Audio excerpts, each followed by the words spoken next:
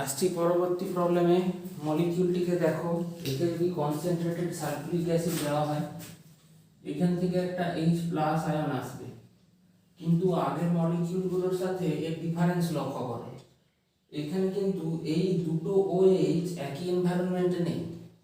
এই কার্বনটার সাথে দুটো পিএইচ আছে, এই কার্বনটার সাথে দুটো পিএইচ আছে, তাদের প্যারা পজিশনে আবার দুটো OCH3 গ্রুপ আছে। আমরা জানি OCH3 প্লাস আর আর মাইনাস আই আছে, তার মধ্যে প্লাস আরটা সাউন্ড। তাহলে বেসিক্যালি এটা একটা ইলেকট্রন রিলিজিং গ্রুপ। তাহলে কার্বোক্যাটায়নটা যদি এইখানে তৈরি হয়, সেটা আরো বেশি স্টেবল হবে। সেই কারণে এই OH-টা H প্লাসকে ধরবে, এ নয়। অর্থাৎ এখানে তোমার ডিসিশন মেকিং এর জায়গা চলে আসছে। তো H প্লাসকে ধরার পরে এখান থেকে অবশ্যই এটা ওয়াটার মলিকিউল হয়ে বেরিয়ে চলে যাবে। এখানে কি আসবে একটু নিজে লিখে নেবে। তাহলে কি তৈরি হবে সেটা এঁকে ফেলা যাক।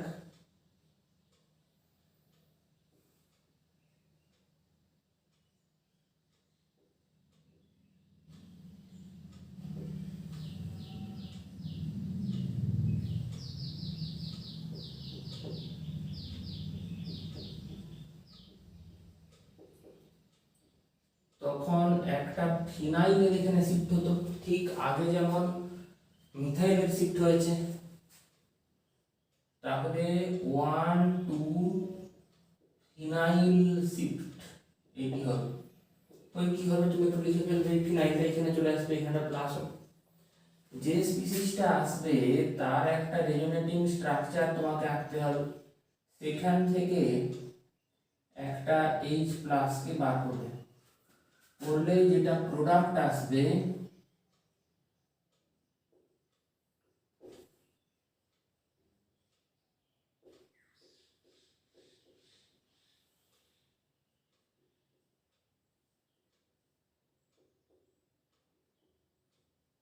এইটি হবে উত্তর। আসছি নেক্সট প্রবলেমে। যদি এই মলিকিউলটা এরকম হতো, PHC, এইখানে একটা OMe দিয়ে দাও,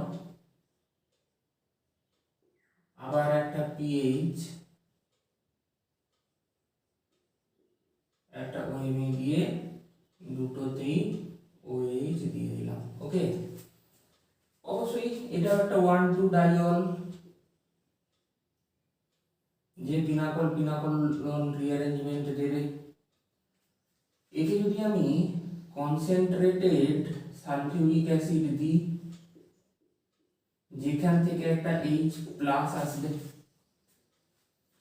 তাহলে এই দুটো OH এর মধ্যে যে কোনো একটা একে ধরবে, কারণ এর সাথে ডিফারেন্স জায়গাটা দেখো।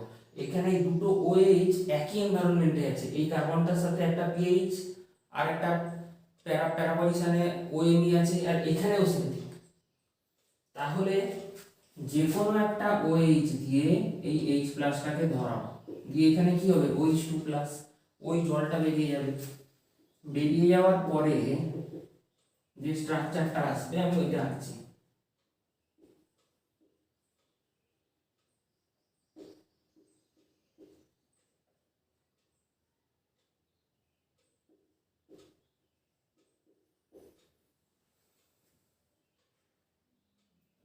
এখানে একটা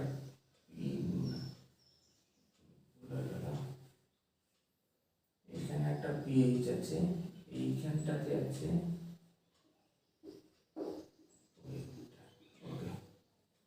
OH, এখানে হচ্ছে পিএইচ। ওকে, এবারে এখানে তো একটা প্লাস চলে আসবে, এখানেও একটা ডিসিশন নিতে হবে, কিন্তু এখানকার ডিসিশনটা আলাদা। এই দুজনের মধ্যে কে মাইগ্রেট করবে ডিসিশন হচ্ছে সেইটা। এই জিনিসটাকে বলা হয়, এটা একটু নোট করে নিতে হবে, মাইগ্রেটরি অ্যাপটিটিউড, অর্থাৎ কে কত ভালো মাইগ্রেট করতে পারে সেই ক্ষমতা। এটা কিসের উপর ডিপেন্ড করে লিখে দিচ্ছি, depends on electron releasing effect. কেন? দেখো এটা একটা ইলেকট্রন ডেফিসিয়েন্ট অ্যাটম, তাহলে একে যে যত বেশি ইলেকট্রন দিতে পারবে এর জন্য সে তত ভালো।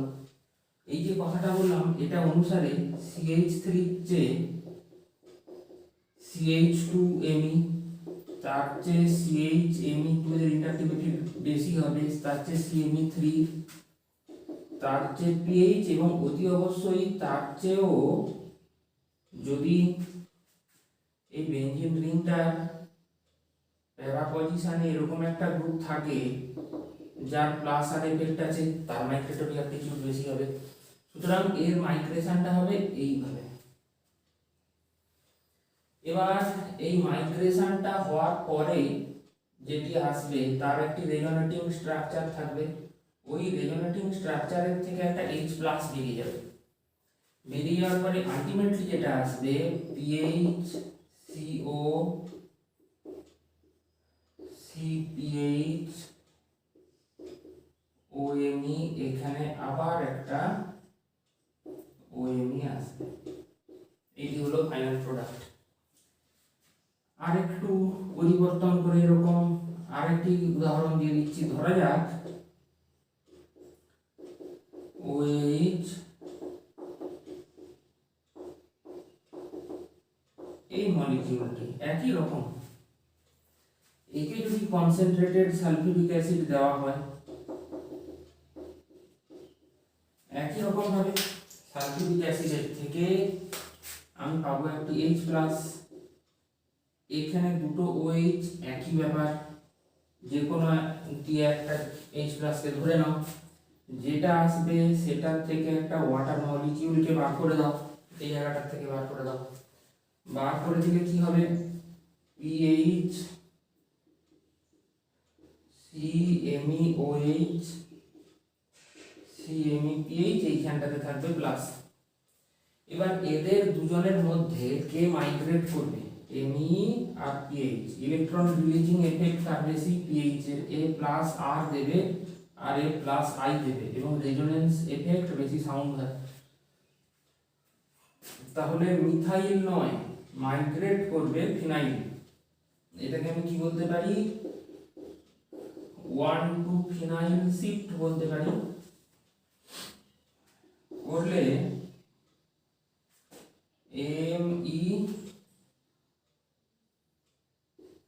MECOH প্লাস চলে এলো MEPH, ওকে। এর একটা রেজোনেটিং স্ট্রাকচার এঁকে ফেলো, MEC double bond OH plus এখানে CMePH2।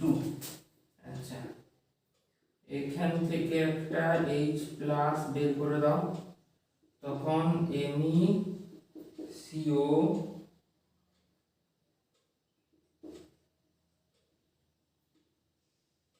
C